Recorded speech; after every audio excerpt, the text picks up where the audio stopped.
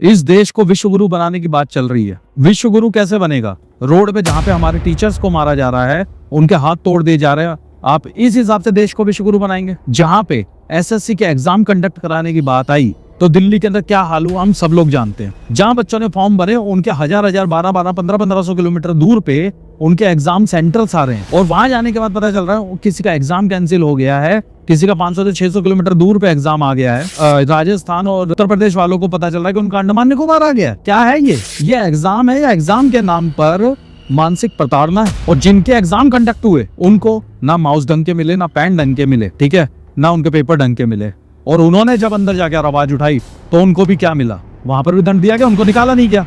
और उनके सपोर्ट में जो टीचर्स हमारे सामने आए, Neetu ma'am, Rakesh sir, Aditya sir, Naveen sir जैसे बहुत टीचर्स हमारे सामने आए, उनके साथ क्या हुआ? उनको सबको इकट्ठा करके बस में डाल दिया गया और पूरे दिल्ली का भ्रमण कराया गया, हाथ तोड़ दिया गया लाठी चार्ज में। ये हमारे देश की शिक्षा नीति कि टीचर्स का हाथ तोड़ दिया जाए? अरे उनके हाथ में कौन से हथियार थे, कौन से बारूद थे जो ये सारी चीजें करी? लाठी चार्ज करने की क्या जरूरत थी? बस में 6-6, 7-7 घंटे बिना खाना पिलाए तुमने उनको इधर से उधर दौड़ाया, पूरे दिल्ली का भ्रमण करवा दिया बिना टॉयलेट बाथरूम के। और उस वक्त जहां पूरे दिल्ली में, हमारे देश की राजधानी में जहां ये घटना घट रही थी, उस वक्त हमारे संसद के अंदर बहुत अहम मुद्दे पे बात चल रही थी, जिसके बारे में लोग सोच रहे थे बाहर कि अब तो हमारे देश की शिक्षा के बारे में, रोजगार के बारे में संसद में बात चल रही होगी। लेकिन वहां बात क्या चल रही थी कि समोसा इतना महंगा क्यों है, इस राज्य में इतना महंगा और उसमें इतना महंगा, 5 स्टार में इतना क्यों, ढाबे में इतना सस्ता क्यों? ये है हमारा देश। जिस संसद के अंदर शिक्षा को छोड़ के समोसे का तोल भाव तोला जा रहा हो, उससे हम एजुकेशन की क्या उम्मीद लगा सकते हैं? किस हद तक हम एजुकेशन के स्तर को गिराते जा रहे हैं, ये गवर्नमेंट को खुद आज की डेट में देखना चाहिए। जहां एसएससी के एग्जाम पहले टीसीएस कंडक्ट कराता था, उन्होंने टीसीएस में माना कि कुछ गलतियां थी, उनको सुधारने के लिए बोला गया था, उनको सुधारने के चक्कर में इन्होंने बैठा दिया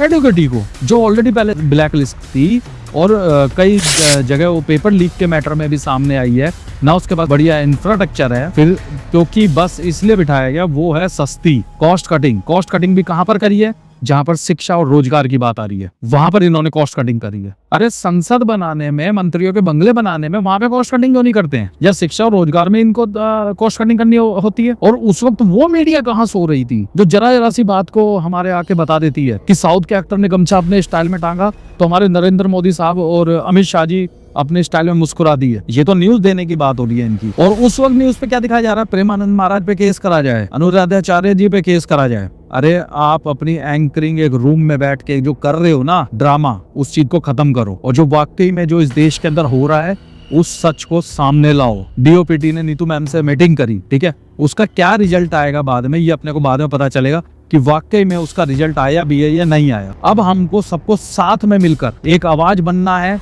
एक आंदोलन बनना है। ये सिर्फ एक टीचर्स की आवाज नहीं है, एक स्टूडेंट की आवाज नहीं है, ये हर उस भारतीय की आवाज है जिसको आज इस देश के अंदर शिक्षा चाहिए, रोजगार चाहिए। आप वीडियो में देखेंगे ना, एक शख्स ऐसा है जो बेचारा ना बोल सकता है ना सुन सकता है, वो भी चिल्लाने की कोशिश कर रहा है, और हम तो फिर भी सही हैं, हम तो अपने मुंह से भी आवाज नहीं निकाल पा रहे हैं। तो आप सबसे ये रिक्वेस्ट है कि शिक्षा के लिए जागरूक होइए, और इस देश को अगर आगे बढ़ाना है, हमारी आने वाली जनरेशन को अगर एक शिक्षित भारत देना है, तो एक आवाज बन के उठिए, एक आंदोलन बन के उठिए।